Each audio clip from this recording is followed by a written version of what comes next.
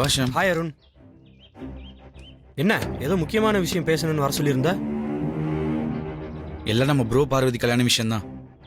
என்ன சொல்ற? அதான் உன் அப்பா ஜோசியர் எழுதி வச்ச பேப்பரை மாத்தி வச்சு அந்த பிரச்சனையை தான் சால்வ் பண்ணிட்டாரே, அப்புறம் என்ன? ஜோசியர் பிரச்சனையை அப்பா பேப்பர் மாத்தி சால்வ் பண்ணிட்டாரு. இந்த ஐஸ்வர்யா பிரச்சனை தான் எப்படி சால்வ் பண்றதுன்னு தெரியல. சரி, அதனால தான் கொஞ்சம் டிஸ்கஸ் பண்ணலான்னு கால் பண்ணி வர சொன்னேன். வீட்டுக்கு வேணாம், வெளியில மீட் பண்ணலாம் அப்படின்னு நீ போன்ல எனக்கு சொல்லும் போதே நான் லைட்டா டவுட் ஆனேன். சரி, அதை விட ஐஸ்வர்யாவால என்ன பிரச்சனை? ஜோசியர் பிரச்சனையில வீடே டென்ஷனா இருந்தப்போ ஐஸ்வர்யா மட்டும் கூலா இருந்தா. அவளை பார்த்து நானே ஆச்சரியப்பட்டு போயிட்டேன். என்ன ஐஷு, நாளைக்கு என்ன நடக்குமோ ஏது நடக்குமோன்னு எல்லாரும் டென்ஷனா இருக்காங்க, நீ மட்டும் இப்படி கூலா இருக்குன்னு நான் கேட்டேன். சரி, அதுக்கு ஐஸ்வர்யா என்ன சொல்லுச்சு? ஆதி பார்வதி பத்தி புரிஞ்சுக்காதவங்க குழம்பி போகலாம், டென்ஷன் ஆகலாம். அவங்க 2 பேரை பத்தி எனக்கு நல்லாவே தெரியும். அதனால எனக்கு எந்த குழப்பமும் இல்ல, டென்ஷனும் இல்லைன்னு சொல்லிட்டா. சூப்பர், ஐஸ்வர்யா கரெக்டா தான் சொல்லியிருக்கு. ஆமா, இதுல உனக்கு என்ன பிரச்சனை? ஷாம், முதல்ல என்ன முழுசா சொல்ல விடு ஷாம். சரி சொல்லு. ப்ரோ பார்வதி ஜாதகத்தை ஜோசியர் பார்த்து இது புருஷன் பொண்டாட்டி ஜாதகம்னு சொன்னத ஐஸ்வர்யா அதை நம்பல போல. அதான் ஐஸ்வர்யா குழப்பமும் டென்ஷனும் இல்லாம ஃப்ரீயா இருந்ததுக்கு காரணம் இதுதான் போல. ஜோசியர் சொன்னது பொய்ன்னு ஐஸ்வர்யா அவ்வளவு உறுதியா எப்படி நம்புனா? அதைத்தான் ஷாம் நானும் ஐஸ்வர்யா கிட்ட கேட்டேன். அதுக்கு அவ சொன்ன காரணம் தான் இப்ப பிரச்சனையே. என்ன சொல்ற அருண்? அப்படி ஐஸ்வர்யா என்ன காரணம் தான் சொன்னா? அவ என்ன சொன்னா தெரியுமா ஷாம்? ஆதி பார்வதி 2 பேரும் ஆண்டி மேல மதிப்பு மரியாதையும் வச்சிருக்காங்க. அவங்க 2 பேரும் ஆண்டிக்கு விருப்பம் இல்லாத எந்த ஒரு காரியத்தையும் செய்ய மாட்டாங்க. அதனால ஆதி பார்வதியை பத்தி நல்லா தெரிஞ்ச நான் சொல்றேன், ஜோசியர் சொன்னது பொய். ப்ரோ பார்வதி மேல இப்படி ஒரு ஒப்பீனியன் வச்சுக்கிற ஐஸ்வர்யாக்கு அவங்களோட கல்யாண விஷயம் மட்டும் தெரிஞ்சதுன்னா எப்படி ரியாக்ட் பண்ணுவானே தெரியல ஷாம். ஒருவேளை விஷயம் தெரிஞ்சதுக்கு அப்புறம் ஐஸ்வர்யா ப்ரோ பார்வதிக்கு எதிராக திரும்பிட்டா என்ன பண்றது? ப்ரோ பார்வதி கல்யாணத்தை அம்மா ஏத்துக்கிறதுக்கு வீட்டோட 2வது மருமகளா இருக்கிற ஐஸ்வர்யா அவளோட சப்போர்ட்டும் இருந்திருந்தா இன்னும் பக்கபலமா இருக்கும் ஷாம். நீ சொல்றது கரெக்ட் தான் அருண். ஆனா ஐஸ்வர்யா எப்பவும் தான் எடுத்த முடிவுல சரியா இருந்ததே இல்ல. ஸ்டெடி மைண்ட் இல்லாத ஐஸ்வர்யா நாளைக்கு ஆதி பார்வதி மேரேஜுக்கும் கண்டிப்பா சப்போர்ட் பண்ணலாம்ல. அப்படின்னாலும் ஆச்சரியப்படுறதுக்கு இல்ல. அதனால இதெல்லாம் மைண்ட்ல வச்சுட்டு குழப்பிட்டு இருக்காத, சரியா? ரிலாக்ஸ்டா இரு.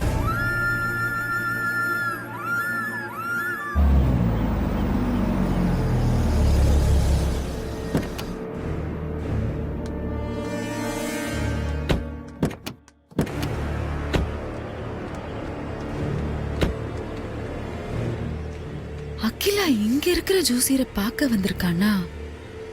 கண்டிப்பா அந்த ஜோசியர் சொன்ன வார்த்தை உண்மையாதான் இருக்கணும். நம்ம போய் விசாரிப்போம். வணக்கம்மா. வணக்கம். ஜோசியரை பார்க்க கொஞ்சம் இருங்க, கேட்டு வரேன்.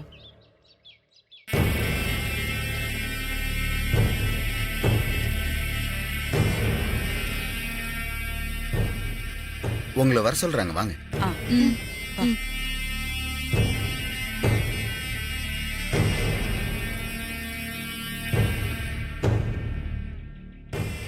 வணக்கம் ஜோசியரே. வணக்கம், வாங்க உட்காருங்க. சரி, நீங்க எங்க இருந்து வரீங்க? நாங்க ஆதிக்கடை ஒரு அகிலாண்டேஸ்வரி வீட்ல இருந்து வரோம். அகிலாண்டேஸ்வரி என் அக்கா தான். அக்கானா கூட பிறந்த அக்கா இல்ல. அவங்க மூத்த மருமக, நான் 2வது மருமக. என்ன இந்த ஆளு, நான் ஆதிக்கடை ஒரு குடும்பத்துக்கு 2வது மருமகன்னு சொல்ற, கொஞ்சம் கூட மரியாதையே இல்லாம சிரிச்சுக்கிட்டு இருக்கான். என்ன என் முகத்துல விழிக்க சங்கடப்பட்டுட்டு அந்த அம்மா உங்களை அனுப்பி வச்சிருக்காங்களா? என்ன சொல்றீங்க? அவங்க எதுக்கு உங்க முகத்துல விழிக்கிறதுக்கு சங்கடப்படணும்? அவங்க கொண்டு வந்த ஜாதகம் புருஷம் பொண்டாட்டி ஜாதகம்னு நான் சொன்னதை அவங்க நம்ப மாட்டேன்னு சொன்னாங்க. அவங்களுக்கு நம்பிக்கை வரணும்னு நான் ஒரு சீட்டுல அவங்களுக்கு நடக்க போறதை எழுதி ஒரு கவர்ல போட்டு அவங்க கையில கொடுத்தேன். சம்பவம் நடந்து முடிஞ்சதுக்கு அப்புறம் நீங்க அதை பிரிச்சு படிங்கன்னு சொல்லியிருந்தேன். அவங்க பிரிச்சு படிச்சிருப்பாங்க. உண்மைய புரிஞ்சுக்கிட்டு அவசரப்பட்டு தப்பா பேசிட்டோமே, எப்படி என் முகத்துல முழிக்கிறதுன்னு உங்களை இங்க அனுப்பி வச்சிருப்பாங்க. நீங்க நினைக்கிற மாதிரி எல்லாம் ஒண்ணுமே நடக்கல.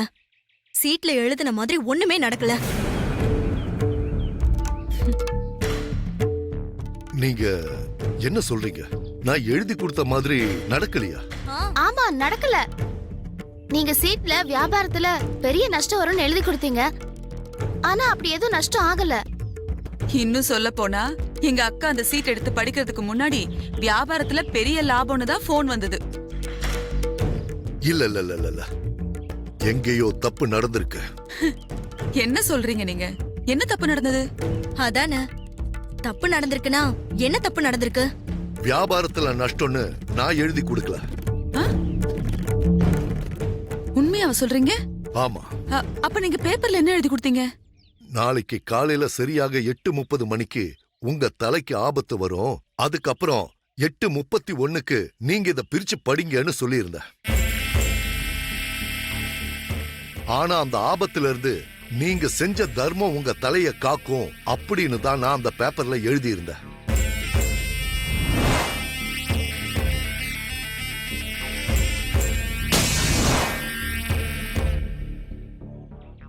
இந்த ஜோசியர் எழுதி கொடுத்த மாதிரி தான் அங்க நடந்திருக்கு. அப்ப சமையல்காரையும் ஆதியை பத்தி இவர் சொன்னதும் உண்மைதான். நான் பேப்பர்ல எழுதுனது ஒண்ணு, ஆனா நீங்க சொல்றது வேற ஒண்ணா இருக்கே. அந்த அம்மா தலைக்கு ஆபத்து வந்துதா இல்லையா? பெரிய ஆபத்துன்னு எதுவும் சொல்ல முடியாது. இருந்தாலும் அவங்களுக்கு வந்து ஆபத்துல இருந்து அவங்க நல்லபடியா தப்பிச்சிட்டாங்க. அப்புறம் என்ன, நான் சொன்ன மாதிரி தானே நடந்திருக்கு.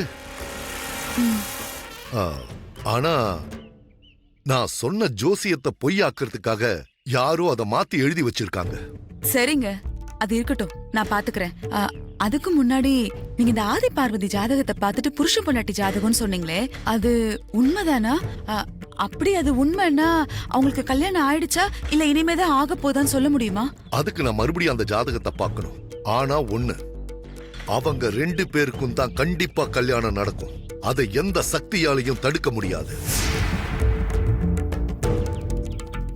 அது மட்டும் இல்ல, எந்த சக்தியாலையும் அவங்க 2 பேரை நிச்சயமா பிரிக்கவும் முடியாது.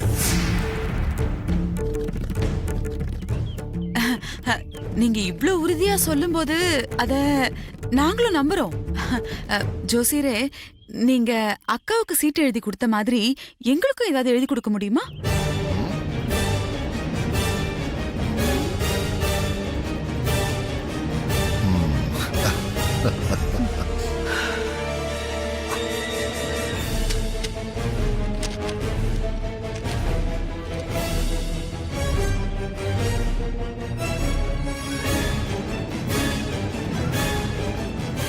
என்னன்னு தெரியலையே.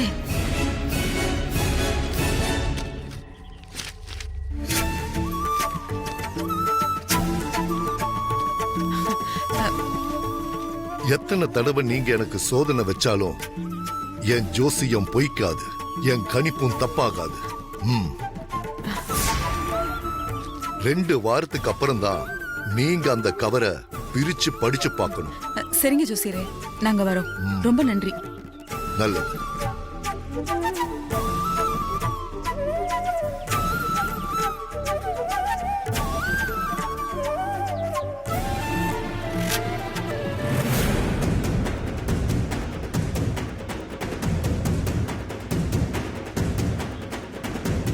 அத்தை, இந்த ஜோசியரை விட நீங்க தான் பெரிய ஆள் அத்தை. எதுக்குடி இப்ப ஐஸ் வைக்கிற? போற வழியில எங்கேயாவது ஹோட்டல்ல நிறுத்தி உனக்கு சாப்பிடறதுக்கு ஏதாவது வாங்கி தரணுமா? அதெல்லாம் ஒண்ணும் வேணாம் அத்தை. ஜோசியரை பார்க்க கேளம்பாக்கம் வரைக்கும் போறோமே, திரும்ப வரதுக்கு லேட் ஆனா என்ன பண்றதுன்னு வீட்ல இருந்து கிளம்பும்போதே ஃபுல்லா சாப்பிட்டு வந்துட்டேன். பாத்தியா மித்ரா, இவள ஆரிய கூத்தாடினாலும் காரியத்துல கண் வைடான்னு சொல்ற மாதிரி நம்ம பிரச்சனை நமக்கு, ஆனா இவ விஷயத்துல இவ ரொம்ப கண்ணும் கருத்துமா இருந்திருக்கா. அத விடுங்க ஆண்டி. ஏன் உமா, ஜோசியர் விட ஆண்டி தான் பெரிய ஆளுன்னு சொன்னியே, எதுக்காக அப்படி சொன்ன? என்ன மித்ராக்கா அப்படி கேட்டுட்டீங்க? ஜோசியர் ஜாதக கட்டத்தை பார்த்துதான் கணிச்சு நடந்ததை சொல்லுவாரு. ஆனா எங்க அத்தை கட்டத்தை பார்க்காமலேயே ஜோசியர் எழுதி கொடுத்த சீட்டு மாறி இருக்குன்னு கரெக்டா கணிச்சு சொன்னாங்கல்ல. அப்போ அதை வச்சுதான் அத்தை பெரிய ஆளுன்னு சொன்னேன். கரெக்டா சொன்ன உமா. ஆண்டி, நீங்க சொன்ன மாதிரி அகிலா தலைக்கு ஆபத்து வரப்போகுதுன்னு தான் அந்த ஜோசியர் எழுதி கொடுத்திருக்காரு. ஆனா அந்த புருஷோத்தமன் தான் பேப்பரை மாத்தி வச்சிருக்காரு. அந்த உண்மை என்னன்னு அகிலாக்கு வேணா தெரியாம இருக்கலாம். அதான் இப்ப நமக்கு தெரிஞ்சு போச்சுல்ல.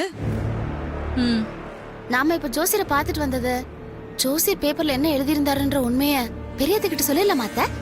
ஏய், நாம இப்ப ஜோசியரை பார்க்க போனது, அவர் எழுதி கொடுத்தது, பேசுனது, இதையெல்லாம் யார்கிட்டயாவது மூச்சு விட்ட உன் மூச்சை நிறுத்திடுவேன். ஜாக்கிரதை. ஏன் ஆண்டி, அகிலா கிட்ட ஜோசியர் எழுதி கொடுத்த விஷயத்த சொல்ல வேண்டாம்னு சொல்றீங்களே, சொன்னா என்ன? என்ன மித்ரா இது? நாம இந்த விஷயத்த மட்டும் அகிலா கிட்ட போய் சொன்னோம்னா அதுக்கப்புறம் ஜோசியர் எழுதி கொடுத்த ஜாதக விஷயத்த அவ நம்ப ஆரம்பிச்சிருவா. நாம எதுவும் சொல்ல வேணாம். ஆமா ஆமா, பெரியத்த கண்டிப்பா நம்பிடுவாங்க. நீ என்ன எனக்கு பின்பாட்டா? கொஞ்ச நேரம் பேசாம இருடி. மித்ரா, அகிலா உன்னை மருமகளா தேர்ந்தெடுத்ததே உன் ஜாதகத்தை வச்சுதான். இப்ப அந்த சமையல்காரி ஜாதகத்தையும் உன் ஜாதகத்தையும் ஒன்னா வச்சு ஆராய்ச்சி பண்ண ஆரம்பிச்சிருவா. உன் ஜாதகத்தை மட்டும் அந்த சமையல்காரி ஜாதகம்னு கண்டுபிடிச்சிட்டா அவ்வளவுதான். நீ யாருங்கிற உண்மையும் தெரிஞ்சிடும், நம்ம பிளானும் தவிடு பொடி ஆயிடும். கரெக்டா சொன்னீங்க ஆண்டி. இத நான் கொஞ்சம் கூட யோசிக்கவே இல்ல. நல்ல வேளை எனக்கு ஞாபகப்படுத்தினீங்க.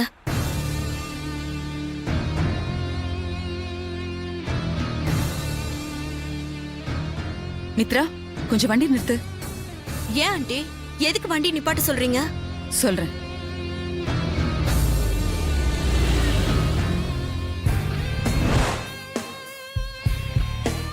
உமா, அத்தை, ஜோசியர் ஒரு பேப்பர்ல எழுதி கவர்ல போட்டு கொடுத்தாரே, அந்த கவர் எங்க இருக்கு? என்கிட்ட தான் இருக்கு அத்தை. எடு. அதை எடுத்து பிரிச்சு படி. ஆண்டி, ஜோசியர் 2 வாரம் கழிச்சு தானே பிரிச்சு படிக்க சொன்னாரு. அவர் சொல்றதெல்லாம் அப்படியே கேக்குறதுக்கு நான் என்ன அகிலாண்டேஸ்வரியா? அவ மட்டும் அன்னைக்கே அந்த கவரை பிரிச்சு படிச்சிருந்தான்னா உண்மை என்னன்னு தெரிஞ்சிருக்கோம். தேவையில்லாம ஏமாந்திருக்க மாட்டாள்ல. அவள மாதிரியே நானும் ஏமாந்து போணுமா என்ன? நீங்க சொல்றதும் கரெக்ட் தான் அத்தை. நீ பேப்பரை பிரிச்சு படி.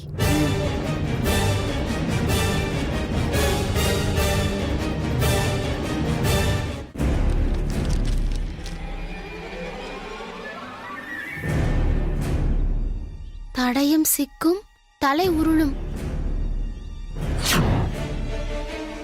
தடையும் சிக்கும் தலை உருளுமா? என்ன தடையும் சிக்கும்? யார் தலை உருளும்? ஒரே குழப்பமா இருக்கு. எனக்கு கூட குழப்பமா தான் ஆண்டி இருக்கு. எனக்கும் தான் அத்தை. நீ வண்டி எடு மித்ரா, வீட்ல போய் யோசிக்கலாம்.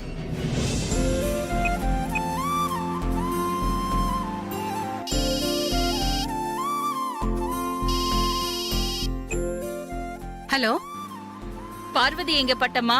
பார்வதி பூஜை ரூம க்ளீன் பண்ணிட்டு இருக்காமா. நான் போய் கூட்டிட்டு வரட்டுமா? வேண்டாம், அவ பூஜை ரூமை க்ளீன் பண்ணட்டும். நான் இப்போ வீட்டுக்கு வந்துட்டு கோவிலுக்கு போகணும். சரிங்கம்மா. அதனால பூஜைக்கு தேவையானத பார்வதி கிட்ட கொஞ்சம் சொல்லி ரெடி பண்ண சொல்லு. சரிங்கம்மா, நான் ரெடி பண்ணி சொல்லிடுறேன். அப்புறம் பட்டம்மா, அம்மா, நான் கோவிலுக்கு பார்வதியையும் கூட்டிட்டு தான் போறேன். அவளையும் கொஞ்சம் ரெடியாக சொல்லு. நான் சொல்லிடுறேம்மா. சரி. என்ன ஆண்டி சொல்றீங்க? ஜோசியர் எழுதி கொடுத்த சீட்டை மாத்திட்டாங்களா? ஆமா நந்தினி, அந்த ஜோசியர் எழுதி கொடுத்த சீட்டை யாரோ மாத்தி இருக்காங்கன்னு எனக்கு சந்தேகமா இருந்தது. நீயும் அந்த சீட்டை பத்தி பேசுனியா? அப்புறம் நானே நேர்ல போய் ஜோசியரை விசாரிச்சேன். அப்புறம்தான் தெரியுது, அந்த சீட்ல ஜோசியர் வியாபாரத்துல நஷ்டம் வரும்னு எழுதி கொடுக்கலையா. அகிலாண்டேஸ்வரி தலைக்கு 8:30 மணிக்கு மேல ஆபத்து வரும், அந்த ஆபத்து நேரத்துல தர்மம் தலைக்காக்கும்னு எழுதி கொடுத்ததா சொல்றான். அந்த ஜோசியர் எழுதி கொடுத்த சீட்டை அந்த புள்ளப்பூச்சி புருஷோத்தமன் தான் மாத்திருக்கணும் நந்தினி. புல்ல பூச்சி மாதிரி இருந்துகிட்டு அந்த புருஷோத்தம என்ன வேலை பாத்திருக்காருன்னு பாத்தீங்களா ஆண்டி? இந்த விஷயத்த அகிலாண்டேஸ்வரி கிட்ட சொல்ல போறீங்களா? மித்ராவும் இதைதான் கேட்டா, அகிலாண்டேஸ்வரி கிட்ட சொல்ல போறீங்களான்னு. நான் தான் வேணான்னு சொல்லிட்டேன். அகிலாண்டேஸ்வரிக்கு இந்த ஜோசியம் ஜாதகம் இது மேல எல்லாம் ரொம்ப நம்பிக்கை நந்தினி. இவ்ளோ எதுக்கு? மித்ரா அந்த வீட்டுக்குள்ள மருமகளா வந்ததுக்கு ஒரே காரணம் அவ ஜாதகத்தை வச்சுதான். இப்ப இந்த ஜோசியர் சொன்ன விஷயமும் உண்மைதான்னு அகிலாக்கு தெரிய வந்ததுன்னா அடுத்து அவ மித்ரா ஜாதகத்தையும் அலசி ஆராய ஆரம்பிச்சிருவா. அதுக்கப்புறம் நீ மித்ரா ஜாதகத்தை மாத்தி அவளை உள்ள அனுப்பின விஷயம் தெரிய வந்துரும் நந்தினி. அதனாலதான் நான் வேணான்னு சொல்லிட்டேன். நல்ல வேலை செஞ்சிருக்கீங்க ஆண்டி. அகிலா கிட்ட சொல்லியிருந்தீங்கன்னா நிச்சயமா அதுதான் நடந்திருக்கும்.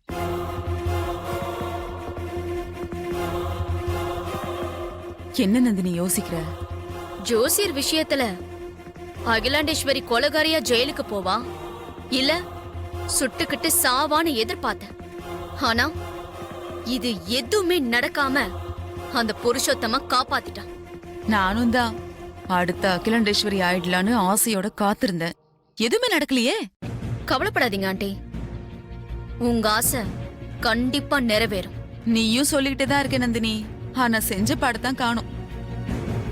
இதுக்கப்புறமும் நான் லேட் பண்ண மாட்டேன் ஆண்டி. அந்த அகிலாண்டேஸ்வரிய இன்னைக்கே நான் தூக்குறேன். யார் வந்து காப்பாத்துறாங்கன்னு பார்க்கலாம். என்ன சொல்ற நந்தினி?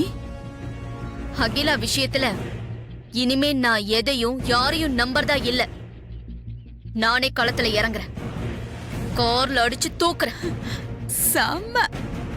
ஆனா ஒரு முக்கியமான விஷயம் நந்தினி, நீ அடிக்கிறத அடிக்கிற ஆன் ஸ்பாட்ல உயிர் போற மாதிரி அடி. சும்மா அங்க இங்க அடிபட்டு கை கால் போய் உயிர் இருக்கிற மாதிரிலாம் பண்ணிடாத. அகிலாண்டேஸ்வரி கார்ல அடிபட்டு செத்துட்டாங்கிற நியூஸ் வரும். ஹாஸ்பிட்டலுக்கு வந்து பாடிய பார்த்து அழுது சீன் போடுங்க. எது எப்படியோ எனக்கு நல்லது நடந்தா அது மட்டும் போதும்.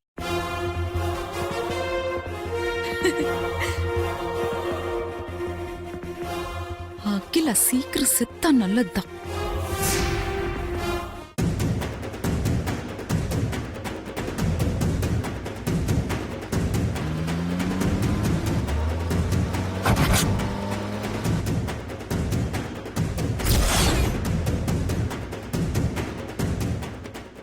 ஹாய் ஆதி. வாடா. என்ன ஆதி டீப்பா யோசனை பண்ணிட்டு இருக்க போல? நான் இதை வந்து டிஸ்டர்ப் பண்ணிட்டேனா? அதெல்லாம் ஒன்றும் இல்லை, பார்வதி பற்றி தான் யோசிச்சுட்டு இருந்தேன். பார்வதி பத்தி யோசிச்சுட்டு இருந்தியா? அதான் பிரச்சனை எல்லாம் சால்வ் ஆயிடுச்சே, அப்புறம் என்ன? வேற ஏதாவது புது பிரச்சனை ஸ்டார்ட் ஆயிருக்கா? அதெல்லாம் ஒன்றும் இல்லை, இந்த ஜோஷியர் பிரச்சனையில் பார்வதி ரொம்ப டிஸ்டர்ப் ஆயிட்டா. பார்வதி மட்டுமா டிஸ்டர்ப் ஆயிருக்கா? நாம கூட என்ன நடக்குமோன்னு ஒவ்வொரு நிமிஷமும் டென்ஷன்ல தானே இருந்தோம். அதான் பார்வதி எங்கேயாவது வெளியே கூட்டிட்டு போனா அவளுக்கு கொஞ்சம் ரிலாக்ஸ்டா இருக்கும்னு நினைக்கிறேன்.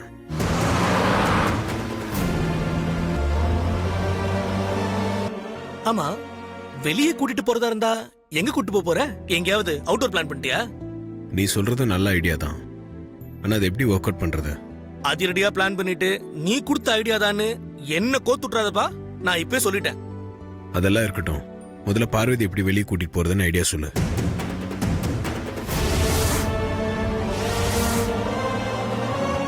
இத பாரு, இந்த விளையாட்டுக்கு நான் வரல ஆதி. நீ ஆச்சு பார்வதி ஆச்சு.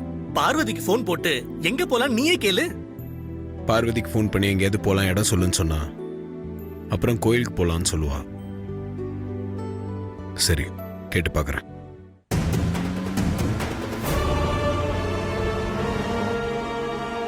This number is currently switched off. Please try again later. Parvati phone சுவிட்ச் ஆஃப்னு வருது.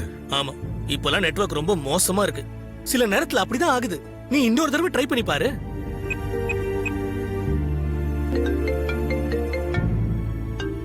யாரு? பார்வதியா?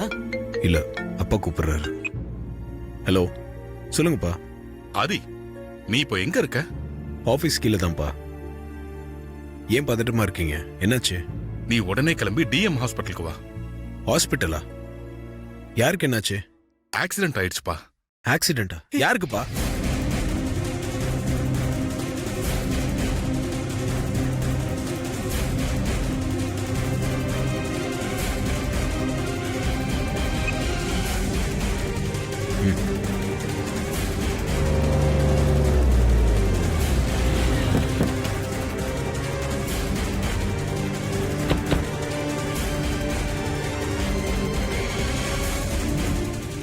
ஆதி, நீ கவலைப்படாத, ஒண்ணும் ஆகாது. தைரியமா இரு. ரிசப்ஷன்ல கேளு. Excuse me. Yes sir. அங்க. தேங்க்யூ. Okay sir.